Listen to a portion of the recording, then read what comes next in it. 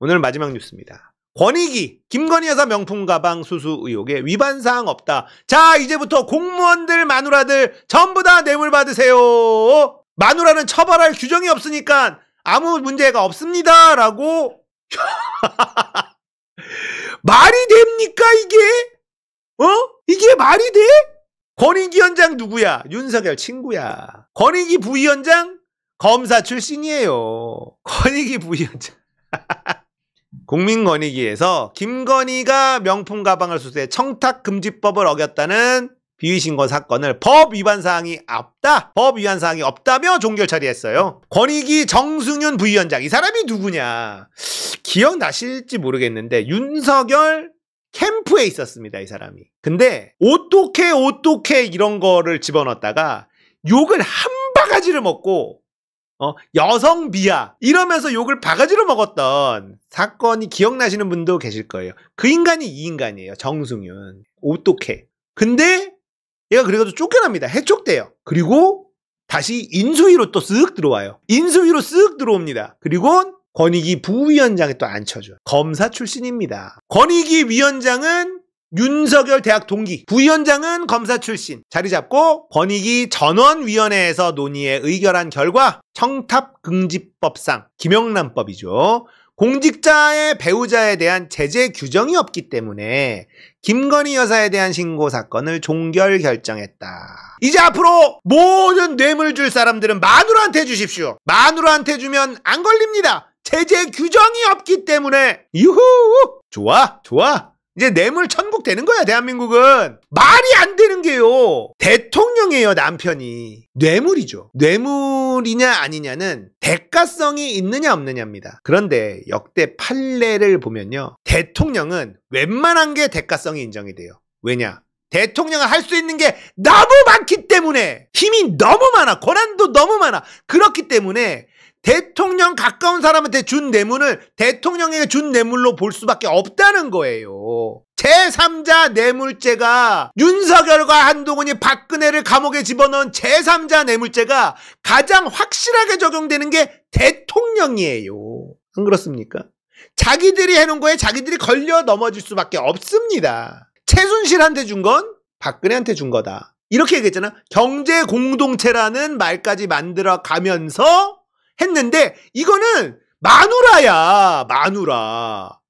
최순실한테 준 것도 박근혜한테 준 거라고 지들이 만들어가지고 논리를 만들어가지고 감옥에 다 집어넣어 놓고 마누라한테 뇌물을 줬는데 제재사항이 아니다. 우와, 놀랍지 않습니까?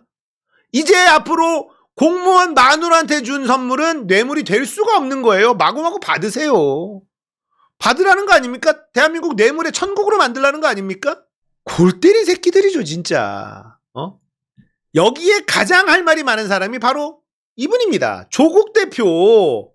열받지. 내 딸 장학금 유죄인데 김건희 명품 수수 종결한다고? 자, 여러분들 이제는 타도 지나가서 가물가물할 건데, 조민 이분이 대학원에서, 의전원에서 장학금을 받아요. 성적 장학금이 아닙니다. 장학금을 받았는데 이게 제3자 뇌물. 유죄 받았어요. 제3자 뇌물 유죄 받았어요. 장학금을 여러 번 받았는데 조국이 민정수석 되기 전까지는 무죄, 민정수석이 된 다음에는 유죄, 부분 유죄, 제3자 뇌물. 그렇게 판결 내렸습니다. 검찰도 그렇게 결론 짓고 기소했고 판사도 그렇게 판결을 내렸어요.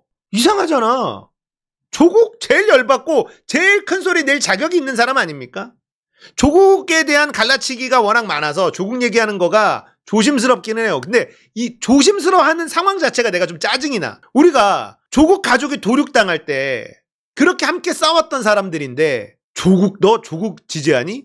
이딴 소리 하면서 갈라치기 하는 놈들이 너무 많아졌고 그 갈라치기에 넘어간 사람들도 꽤 많이 보이니까 짜증이 나요. 자, 내용 한번 봅시다. 이 열받을만 해. 권익위가 여사 권익위가 됐다. 국민권익위가 여사 권익위가 됐다. 자신의 자녀 입시 비리 혐의 유죄 판결과 권익위의 김여사 사건 종결을 비교하면서 극명히 비교된다. 국민권익위가 김건희 씨 디올백 수령에 대해 김영란법에 공직자의 배우자에 대한 제재 규정이 없다는 이유로 종결했다. 참 쉽다. 국민권익위가 여사권익위가 됐다. 극명한 비교 사례가 있는데 내 딸은 재학 중인 대학원에서 장학금을 받았다.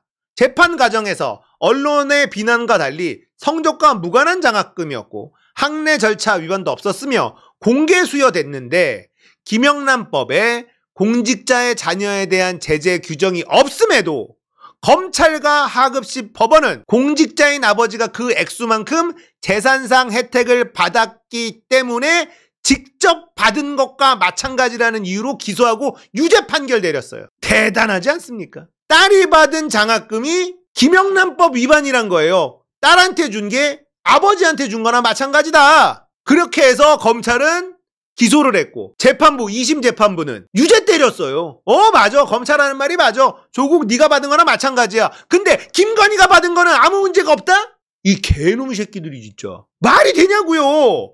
이런 걸 보고도 화를 안 내면 됩니까? 하급심은 해석을 통해 처벌을 확장했다. 이 해석에 따르면 김영란법 적용 대상인 공직자, 언론인 등 자녀 중에 독립생계 상태가 아닌 자녀가 장학금을 받으면 모두 처벌 대상이 돼. 김영란법에 걸린다는 거예요. 내 자식이 장학금 받으면 김영란법에 걸려요. 걸면 걸린다는 거 아닙니까? 그렇게 유죄 판결이 2심까지 난 거예요. 검찰의 기소와 하급식 판결 후 이러한 점을 지적하는 언론은 없었다. 도무지 납득이 되지 않아 상고했다. 언론이 아무도 얘기 안 하는데 김건희 가지고 디올백 받은 거 문제없다. 제재 규정이 없어서 문제없다라고 권익위가 결론 내렸는데 언론이 비판하는 게 없어. 비판하는 언론이 없습니다. 언론을 봤어. 뭐하고 있어 얘네들. 명품백 아닌 에코백. 김건희 여사 해외 순방 패션 화제. 난리야 이 미친놈들. 에코백 앞으로 든 김건희 여사. 명품백 논란 후 첫 해외 순방 에코백 든 김건희 여사. 미친놈들 아닙니까? 김 여사 명품백 아닌 에코백. 순방 패션 눈길. 지랄났다 지랄났어. 명품백 노. 김건희 여사 순방백 눈길. 들었다 하면 품절. 야 미친 새끼들 아닙니까 진짜. 이것들. 이게 기자야? 이게 언론이야? 들었다면 품절이란다. 품절.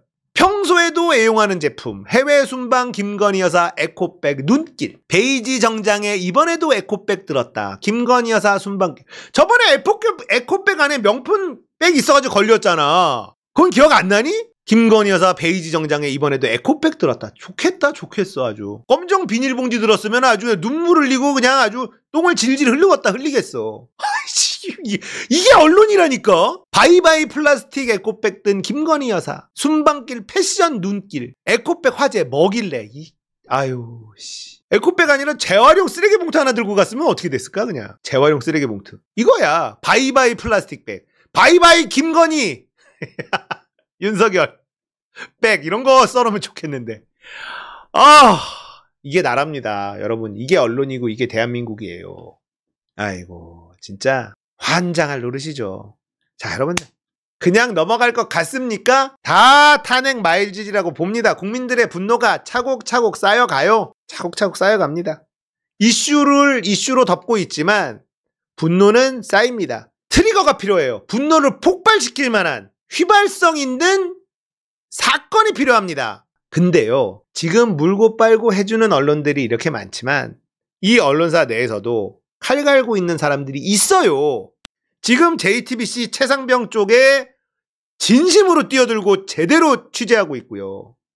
동아일보, 중앙일보 어느 정도 각 세우면서 타이밍 재고 있습니다. 조선일보만 유일하게 어떻게든 지키려고 피해 실드를 막 치고 있지 언론 분위기가 그렇게 만만치는 않습니다. 김건희 빨아주는 거 저는 김건희 파워라고 생각을 해요. 김건희 빨아주는 거 좀 써야 된다.